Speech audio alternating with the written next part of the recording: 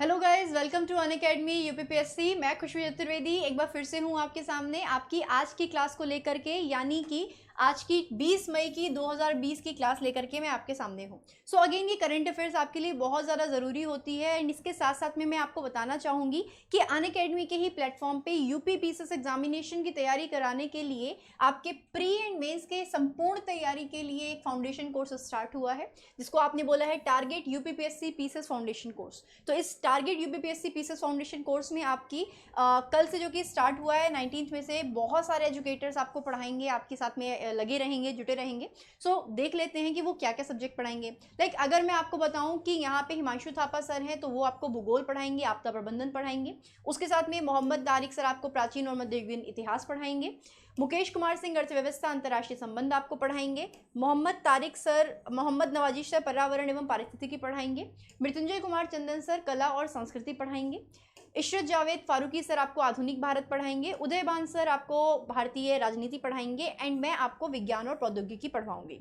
सो आप बोल सकते हो कि विज्ञान और प्रौद्योगिकी के साथ में आपके ये सारे के सारे एजुकेटर्स है। लाइक ये मेरा थंबनेल है, आप इसको देख सकते हो, मुझे पहचान सकते हो। एंड अन्य सभी टीचर्स का ये आपका थंबनेल है जिसमें आपको पता चलेगा कि ये हिमांशु थापा सर हैं।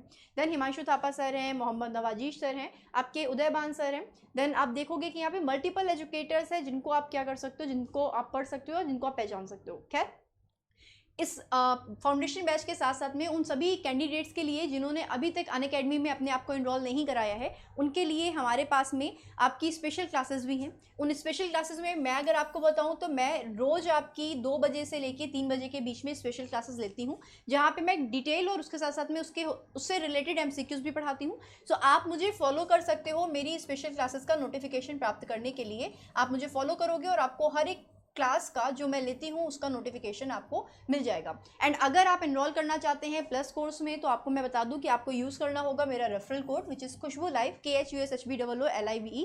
इसको यूज़ करने के बाद में आपका ये पूरा का पूरा 1 ईयर का 12 मंथ्स का कोर्स जो कि 7000 का है 6300 में अवेलेबल हो जाएगा। सो आपको इसके साथ में एक और चीज़ बता दे रही हूँ कि जिनके पास में अभी पूरा हार्ड अमाउंट नहीं है, लाइक अगर आपके पास में 6300 नहीं है तो आप क्या कर सकते हो, आप EMI पे भी इस क्लासेस को या इस कोर्स को परचेज कर सकते हो। सो EMI ऑप्शंस जो हैं आपके अवेलेबल हैं हमारे प्लेटफॉर्म पे, आप इनको देख सकते हो एंड पढ़ाई भी कर सकते हो। खैर, आगे बढ़ते हैं। आपके आज के प्रश्न में, जो कि आपका आज का पहला प्रश्न है, इसमें आपसे बोल रहे हैं कि न्यूनतम सार्वजनिक शेयर धारिता मीन्स आपका मिनिमम पब्लिक आपकी जो शेयर होल्डिंग होती है के संदर्भ में निम्नलिखित कथनों पर विचार करिए।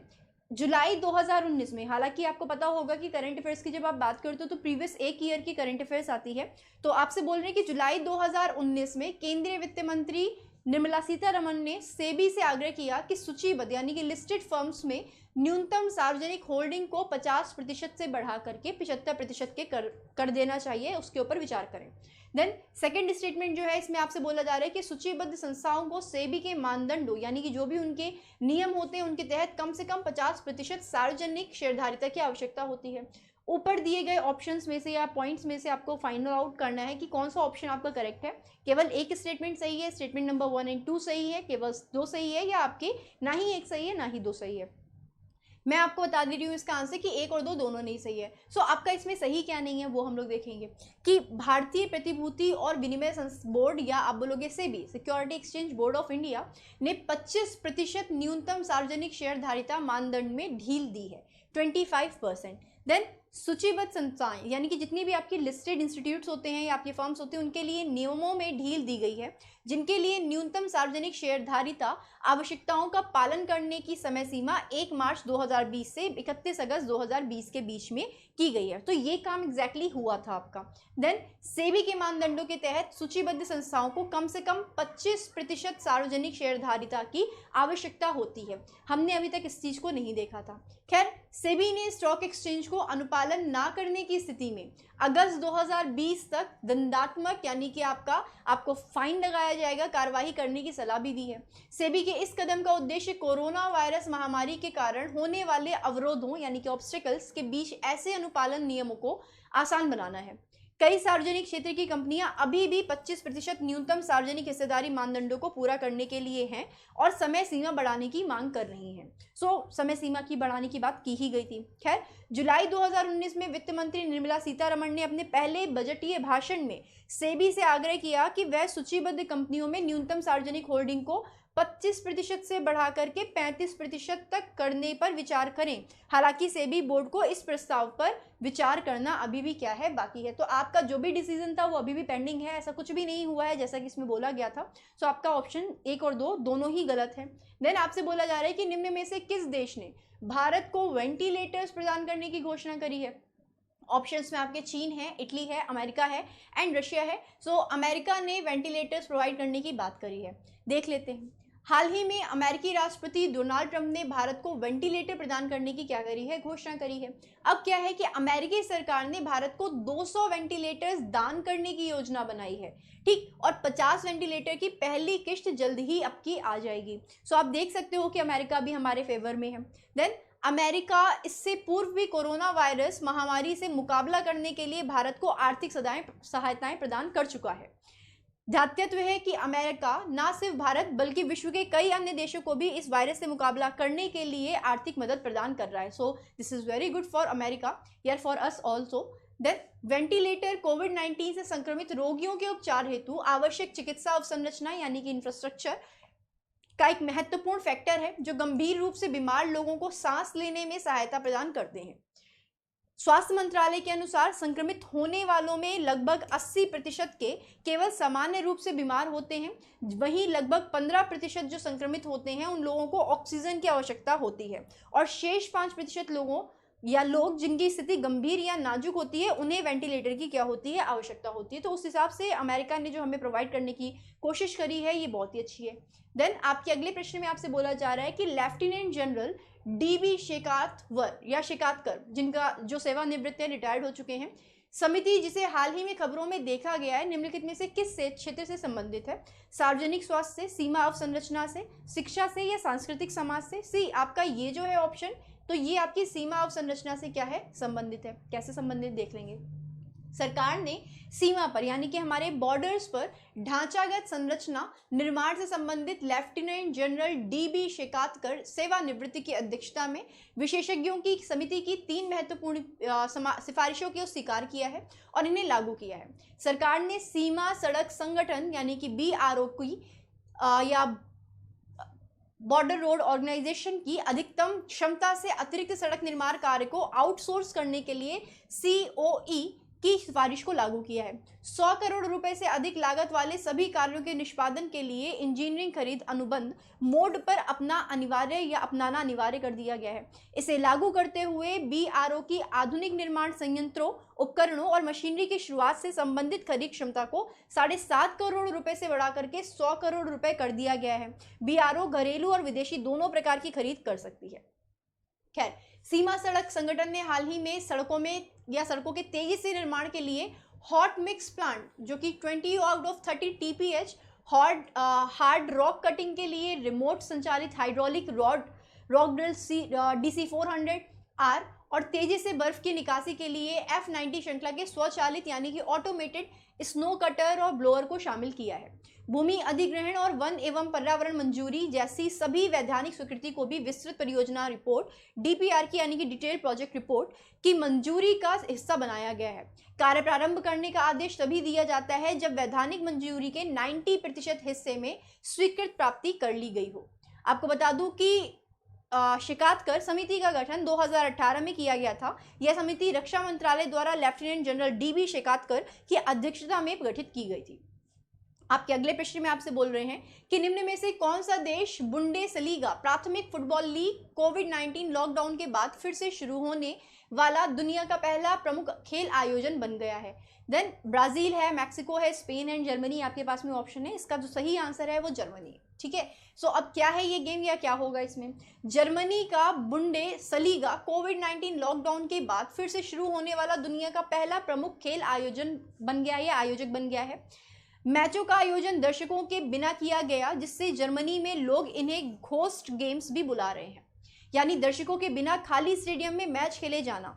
इनका आयोजन कड़े स्वास्थ्य दिशा निर्देशों के साथ किया गया है, जिसमें खिलाड़ियों पर कई तरह की पाबंदियां भी लागू थी। सप्ताह में 2 बार खिलाड़ियों का परीक्षण किया जाएगा। खेलों में भाग लेने वाली टीमों को संगरोध के तहत यानी कि क्वारंटीन के तहत रखा गया था। टीमों ने अलग अलग समय पर मैदान में प्रवेश भी किया था। दक्षिण कोरियाई ली जाए सुंग ने 2 महीने बाद शुरू हुई बुंदेसलीगा लीग का पहला गोल किया, जिससे होलस्टोन क्रिएल को तीसरे ही मिनट में आपकी बढ़त मिल गई, जिसने रेंजेंसबर्ग से 2-2 से ड्रॉ खेला, जबकि आई की टीम ने सेंट हॉसेन पर 3-1 से जीत हासिल करी। लीग मार्च के मध्य से निलंबित हो गई थी, जिसमें केवल 9 दौर ही खेले गए थे और उसे जून के अंत तक समाप्त होने की उम्मीद भी है। आपको बुंडेसलीगा के बारे में बता देती हूँ।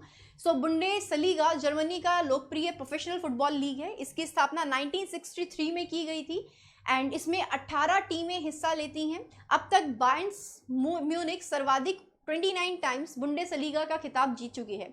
इस लीग में Bayern Munich, Borussia Dortmund, Borussia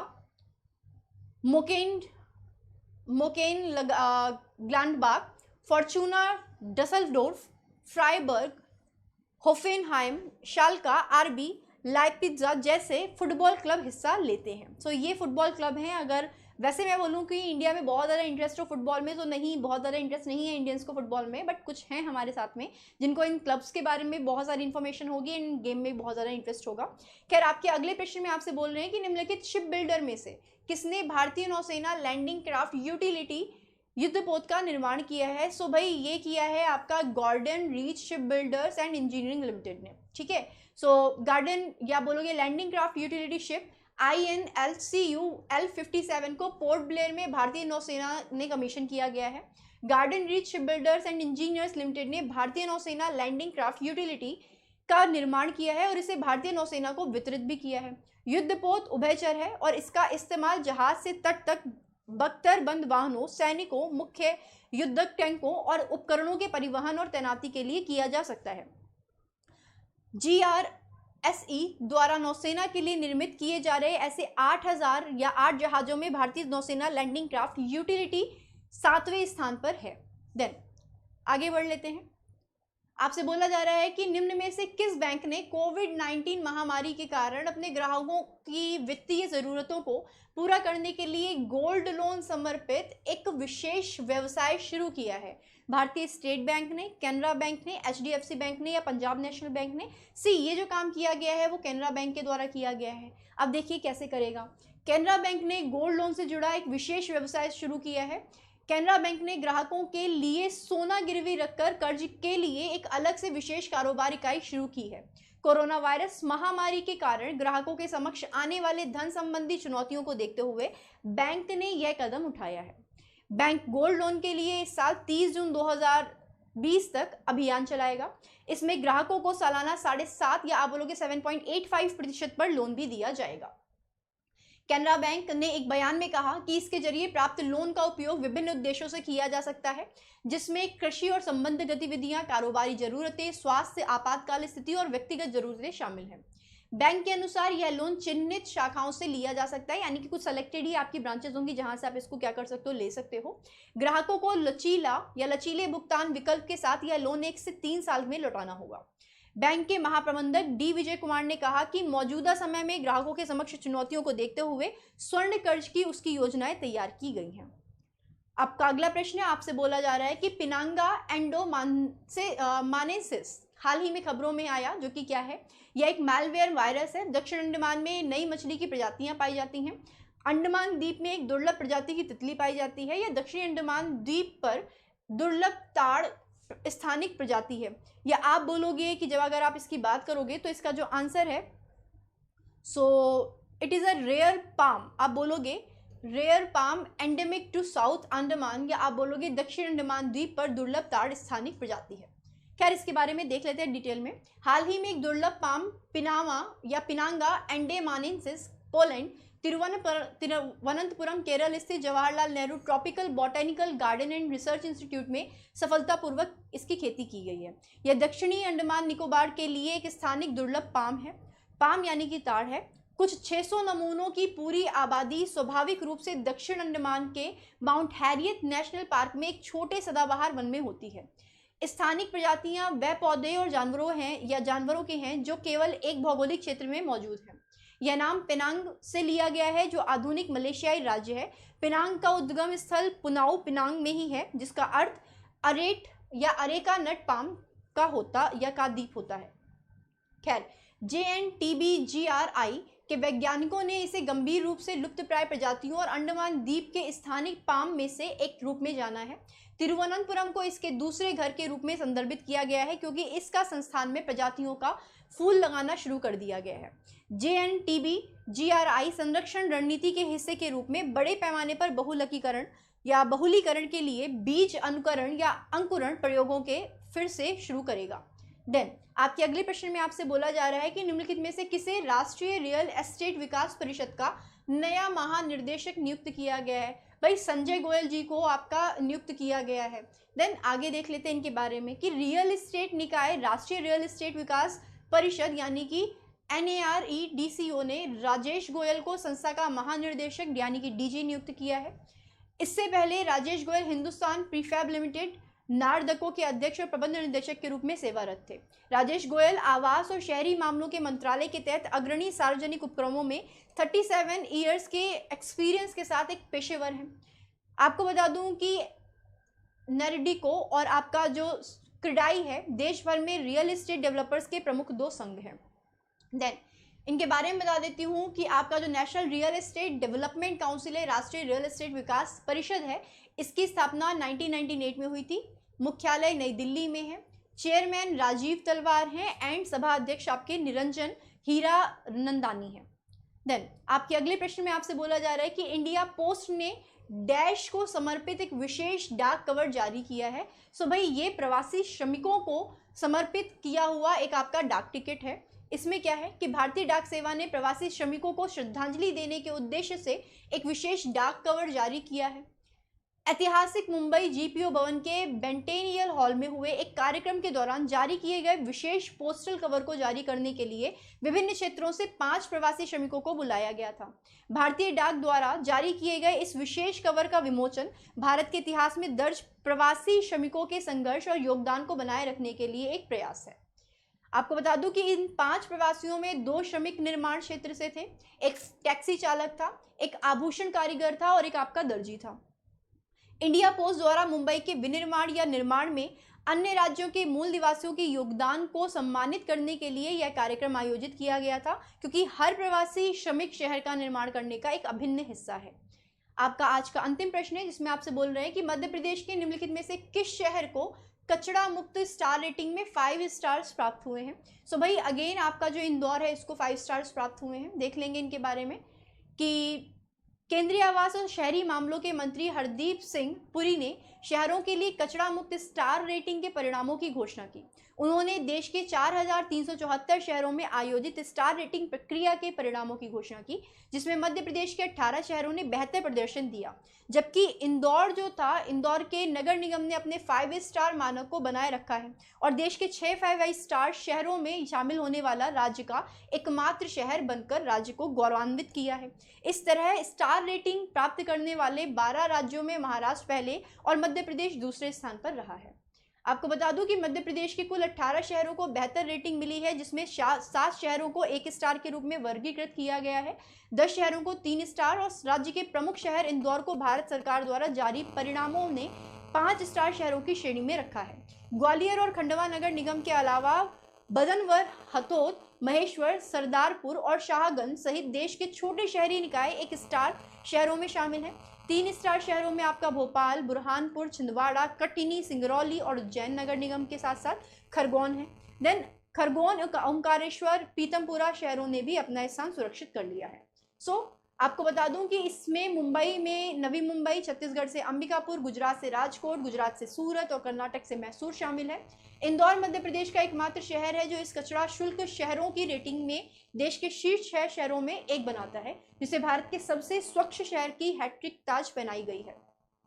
शहरों में आपके अन्य में विजयवाड़ा है, विजयवाड़ा के बाद में तिरुपति है, चंडीगढ़ है, नई दिल्ली, गांधीनगर, अहमदनगर, करनाल, भोपाल, उज्जैन, खरगोन, कटनी, आपका भूषणपुर, छिंदवाड़ा, सिंगरौली, ठाणे, श्रीदी और जलगांव शामिल थे, जिन्हें 65 शहरों में 3 स्टार की मान्यता प्राप्त है। स्वच्छ सर्वेक्षण 200 में 600 अंक होते हैं। ठीक, देन ये थे आपके आज के अंतिम प्रश्न। एंड आपको मैं बता दूं कि यहाँ पे आप क्या कर सकते हो कि आप समझ सकते हो कि कितनी इंपॉर्टेंट है ये करंट अफेयर्स। एंड इस पूरी की पूरी करंट अफेयर्स का जो वीडियो है आप डाउनलोड कर सकते हो अनअकैडमी के ही इस चैनल के नीचे दिए गए डिस्क्रिप्शन बॉक्स में, जो कि आपका एक टेलीग्राम चैनल का लिंक है, उसमें आपको इस पूरे के पूरे क्लास का PDF मिल जाएगा। So again thank you for watching the session. तब तक के लिए bye bye, tata, take care. कल फिर मिलेंगे हम लोग आपके इसी समय पे। Bye bye.